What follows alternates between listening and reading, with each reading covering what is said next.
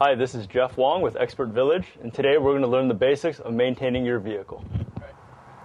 Another thing that you should check with your regular maintenance is that your emergency brake is working properly.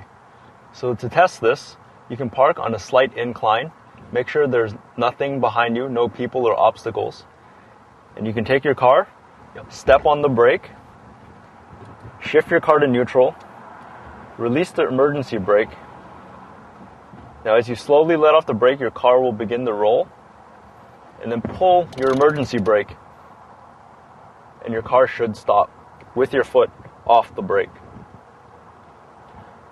If your car doesn't stop or still continues to roll slowly, you should take your vehicle in and get your emergency brake inspected.